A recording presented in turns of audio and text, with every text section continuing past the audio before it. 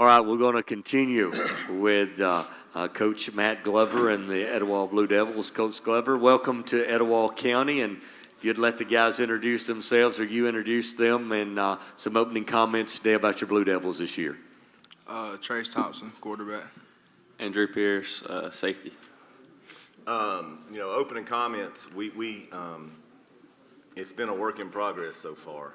We were not able to have a spring training because of the success baseball had, which I'm glad. We've got 12 guys, I think, that are football, baseball guys, a lot of skill guys. So I really didn't get to know the baseball kids and the full team until June. And so I haven't seen, we started official practice yesterday because we wasn't able to do a spring training. And tomorrow will be the first day we put on pads. So I don't know who will fall out of the boat and hit water. So, we'll see tomorrow. Because we got guys we've been running around in our underwear for the last 2 months, and so tomorrow we'll see who will hit and who won't hit. Because that's the bottom line is in football is who will hit, who won't hit. So I'm excited. I think the guys have bought into what we're trying to get accomplished, and the ones that haven't bought in, well, they won't be playing. So we're trying to, I'm looking forward to the season. So I really am. So how tough is it as a new head football coach going into a situation that you really hadn't been on the field with the guys yet, and you may know them but really don't know them, as you were talking about? How tough is that? And I know this is not your first place to go in as a new head coach, but it has to be a difficult situation. I think it's more difficult on the other coaches and the players than it is on me, because football's football. They got to learn and how I am and how I want practices done, how I want certain things done, and I've assumed that they've done it that way in the past, and so I told when I interviewed for the job, I want to treat this job like a 7A program, not like a 4A program. We're going to do everything to our best of our ability to give these kids every possibility to be successful, and I think that comes from preparation, we as coaches. From equipment to how we watch film, all that stuff. So it's been a big adjustment for them because it's different. I said, but I think they've liked it, and I've really enjoyed it. I really have. So, Coach, you and I talked when you took the job about the city of Etowah and the tradition there and the lack of excuses, and it's supposed to win it at Etowah. And since you've been there, the mayor's come on board, and you've got to meet even Coach Farmer, people like that. Talk about your experience since you've been there and the expectations. Are they reached what your expectations were of Etowah? It's exceeded everything I thought it would be. We're a blue-collar community with hard-working people who want to be successful. In my 27 years of coaching, 26 years of coaching, it's the closest I've seen to a Alabama-Auburn type following at the high school level, where everybody, you're either Blue Devil, you're not, and there is no in between. The city is, the place I just left, the city was really, really good to us. Here is, if you ask for something and it is possible, they take care of it. They want to be successful. They want to see their programs be successful. You're talking about like the baseball game, the fourth round baseball game at our place. I think we had 1,800 people there. They're looking for pride, and they're looking for these guys, and we're going to put a product on the field that they can be proud of, and that might not be wins or losses, but we're going to put a product on the field that's going to give their all, that's going to run on off the field, hustle, and be disciplined. So we actually left practice today, and I had it on my notes to talk to them about it, but we ran a little late, and so we had to get out of there.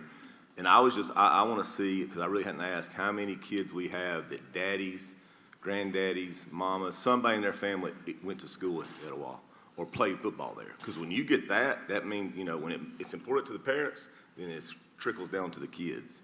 And so it's a really unique place and special. And not everybody likes places like this. I talked to some, when I looked at the possibility of the job, talked to some guys who have been there before, and I don't think they kind of embraced it. I'm from a small town. I'm from that type of community where everybody's kin and everybody knows everybody, and so this is, I'd a lot better be here than the last place I was at, it was a great place, great winning, but the following wasn't like it is here. They have high expectations, but I don't want to go anywhere that has low expectations. I mean, why would you want to go somewhere that has zero expectations? So if I don't win, we don't do our job, fire me. Go find somebody else. I mean, but we're gonna do everything in our power to do it the right way. So.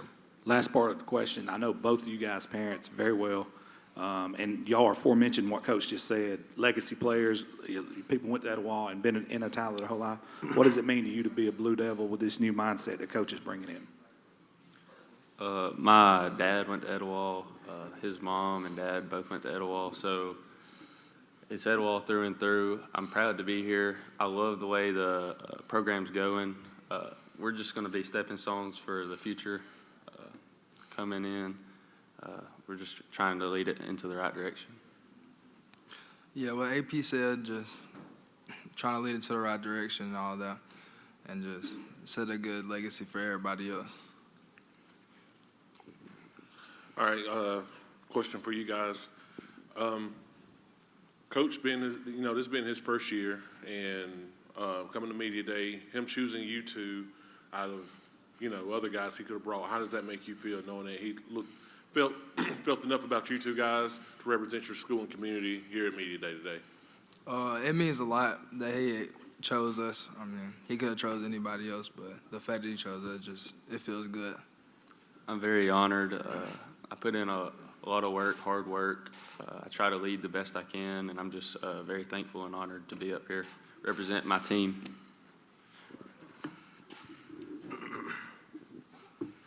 Coach Annette, kind of a late start, but what does the team look like as early as it is in terms of numbers you have and maybe in terms of depth? Do you have kind of a feel about that right now? Yeah, Positions? we gave out numbers today. Going into today, I think we had 70 players. After today, we were down to 68. So I think we'll probably, if we can finish with, my goal was to have 60 players. That was what I was looking for. So I think the guys now that are here are going to stay here and do what we're supposed to do. Depth-wise, right now, we have nobody going both ways. So now, with that being said, like Andrew will play, he'll be a defensive priority guy, but he's going to play every position, on offense that we can possibly get him in. We're going to, Trace, he's playing quarterback only, even though I think he'd be a really good linebacker. So, but he went on a cruise not long ago. I told him he won't come back. He'd come back at D tackle. But we're working some guys, and we're trying to do as much as we can to get 11 guys on offense, 11 guys on defense, because I just know when I was at St. Clair, we had a kid that had to play D-line and had to play a little sniffer back Y for us. And when the semifinal game, he played so much both ways that he was dead tired by the fourth quarter, and he couldn't give us what he wanted defensively, and so I think it kind of hurt us.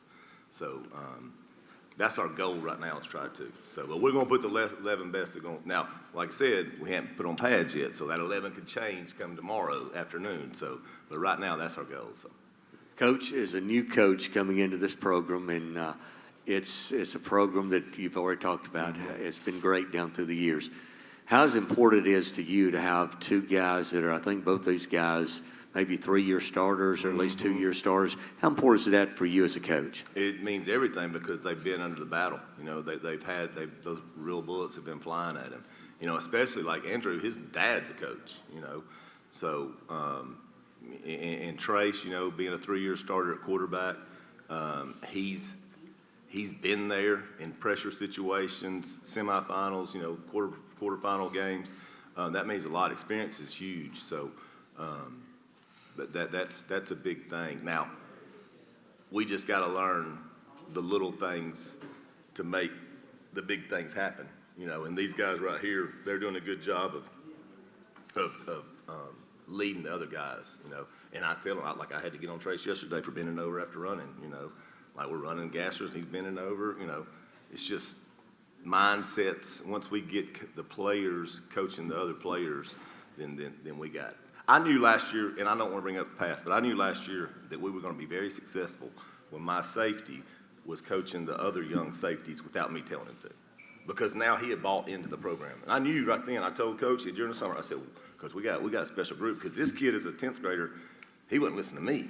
And so now we've been on him, and now he's coaching younger guys. And I knew right then we got a chance to be pretty special. So, they've taken ownership in it, and so that's what you need kids to do, is take ownership in businesses and anything. Take ownership in the company. And so, I think that's one thing we got to work on. They're getting there.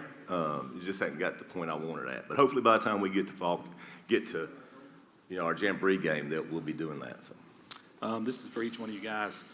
I personally watched Coach come support you guys at baseball, and he said earlier he's glad you guys did that, and he means that.